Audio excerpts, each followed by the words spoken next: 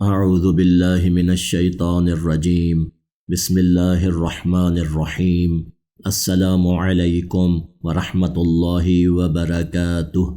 اے رب ذوالجلال، امور خیر کو انجام دینے میں ہماری نصرت فرما، آمین۔ ناظرین کرام، انسان اپنی زندگی میں بہت سارے سفر انجام دیتا ہے، کبھی رزق و روزی کمانے کی خاطر، تو کبھی سیر و سیاحت کی خاطر، اور کبھی صلہ رحمی کرنے کی غرض سے، اور کبھی اپنے دینی فرائض کو انجام دینے کے لیے، مثلا حج و عمرہ کی بجا آوری کے لیے شہر مکہ کی طرف سفر کرتا ہے۔ انہی سفروں میں سے ایک سفر مقامات مقدسہ یعنی رسول خدا اور ان کی عطرت طاہرہ کی مزارات اور مقابر کی طرف سفر کرنا بھی ہے، تاکہ محمد و آل محمد کے چاہنے والے ان مقدس مقامات پر حاضری دے کر محمد و آل محمد سے محبت اور عقیدت کا اظہار کر سکیں۔ بہت ساری روایات میں رسول خدا صلی اللہ علیہ وآلہ وسلم اور ان کی اہل بیت علیہم السلام کی زیارت کی بہت زیادہ تاکید کی گئی ہے۔ مثلا رسول خدا صلی اللہ علیہ وآلہ وسلم سے منقول ایک روایت میں آیا ہے کہ ہر کوئی میری یا میری اولاد میں سے کسی ایک کی زیارت کو آئے تو میں بھی روز قیامت اس کی زیارت کو جاؤں گا اور قیامت کی ہولناکیوں اور پریشانیوں سے اس کو نجات دلاؤں گا۔ ان مقدس مقامات پر اپنے آپ کو پہنچانا اور یہاں آ کر خدا کی عبادت کرنا بہت زیادہ اجر و ثواب کا حامل ہے، لیکن یاد رہے ان مقدس مقامات کی حرمت کے پیش نظر ان مقامات پر حاضری کے خاص آداب اور احکام ہیں کہ جن کی رعایت کر کے ہی ایک زائر اپنے اس حاضری کو بہترین زیارت میں تبدیل کر سکتا ہے۔ ان آداب اور احکامات کی تفصیل جاننے کے لیے محترم ناظرین سے گزارش ہے ہماری ویڈیو آخر تک آن لائن ملاحظہ فرمائیں، اور اگر آپ نے ہمارے چینل دی نالج آف اسلام کو ابھی تک سبسکرائب نہیں کیا تو سبسکرائب کا بٹن دبانے کے ساتھ بیل آئیکن کو پریس کرنا نہ بھولیں، تاکہ ہماری لیٹسٹ ویڈیوز بلا تاخیر آپ تک پہنچ سکیں۔ اور یقیناً ایسا کرنا ہمیں قرآن کی اس آیت کریمہ کا مصداق بنا دیتا ہے، بسم اللہ الرحمن الرحیم، تعاونوا علی البر والتقوی، نیکی اور تقوی کے کاموں میں ایک دوسرے کی مدد کرو۔ شکریہ۔ جب کوئی بندہ مومن کسی بھی معصوم ہستی کے حرم میں جانے کا ارادہ رکھتا ہے تو اسے چاہیے ان باتوں کا خاص خیال رکھے تاکہ اس کی یہ زیارت بارگاہ ملکوتی میں شرف قبولیت حاصل کر سکے۔ پاکیزگی۔ بہتر ہے کہ حرم جانے سے پہلے زائر اپنے بدن اور لباس سے نجاست کو دور کرے اور پاک و پاکیزہ ہو کر حرم معصوم میں حاضر ہو۔ اسی طرح مستحب ہے کہ زیارت کے دوران تا حد امکان باوضو رہے۔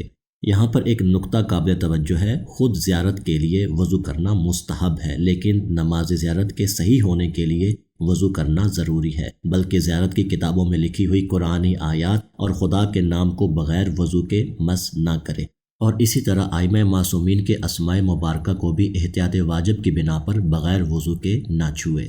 غسل زیارت۔ ائمہ اطہار کی زیارت کے آداب میں سے ایک غسل زیارت بھی ہے۔ صاف ستھرا لباس زیب تن کرنا۔ زیارت پر جاتے وقت صاف ستھرا اور پاکیزہ ترین لباس زیب تن کرے، البتہ اس میں فرق نہیں کہ لباس نیا ہو یا پرانا، بلکہ لباس کا صاف ہونا اہمیت رکھتا ہے۔ نیز مستحب ہے کہ سفید لباس پہنا جائے۔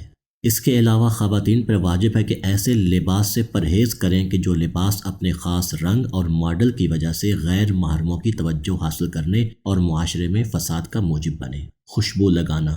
زیارت کے وقت اپنے لباس اور بدن کو معطر کرنا مستحب ہے، البتہ کربلا میں سید الشہداء امام حسین علیہ السلام کی زیارت اس عمل سے مستثنیٰ ہے، کیونکہ ایک حدیث میں امام جعفر صادق علیہ السلام نے امام حسین کی زیارت کے لیے خوشبو لگانے سے منع فرمایا ہے۔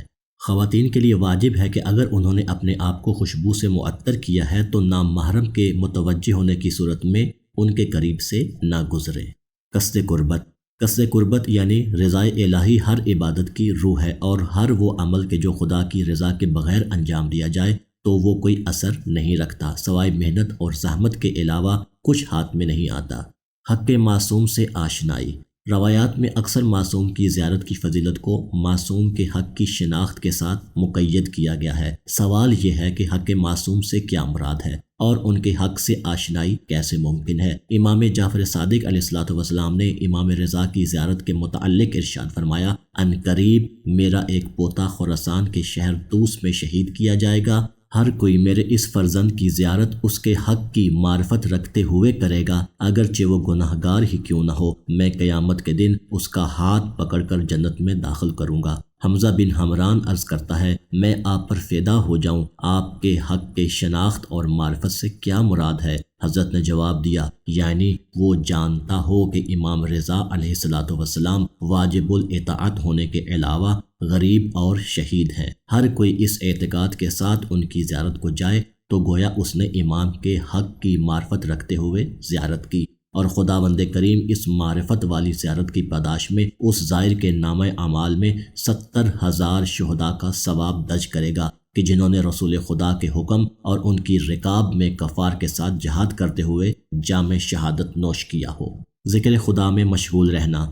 امام جعفر صادق علیہ السلام ارشاد فرماتے ہیں، زیارت پر جاتے وقت اپنے ہم سفر افراد کے ساتھ کم گفتگو کرو اور زیادہ سے زیادہ ذکر خدا میں مشغول رہنے کے علاوہ بیہودہ گفتگو اور مذاق سے پرہیز کرو۔ خضوع و خشوع زائر کے لیے مناسب ہے کہ جب وہ زیارت کی غرض سے حرم مطہر کا رخ کرے تو اپنی نظریں نیچی رکھتے ہوئے باوقار اور پرسکون انداز میں خضوع و خشوع کے ساتھ حرکت کرے۔ اذن دخول حرم میں داخل ہوتے وقت معصوم سے حرم میں داخل ہونے کی اجازت لینا بھی آداب زیارت میں سے ایک ہے۔ ذریع اقدس کا بوسہ لینا زری کا بوسہ لینا بھی آداب زیارت میں شامل ہے، لیکن بہتر یہ ہے کہ اگر دیگر زائرین کے لیے مزاحمت ایجاد نہ ہو تو جتنا ممکن ہو سکے زری کے نزدیک جائے، زری کو سینے سے لگا کر بوسہ لے، البتہ اس بات کا خیال رہے کہ دیگر زائرین کے لیے مزاحمت ایجاد کرنا حرام ہے۔ آخر میں خداوند متعال سے دعا گو ہے، خداوند متعال ہمیں بحق محمد و آل محمد حقیقی زائر بننے اور ان آداب اور احکامات کا خیال رکھنے کی توفیق عطا فرمائے، آمین۔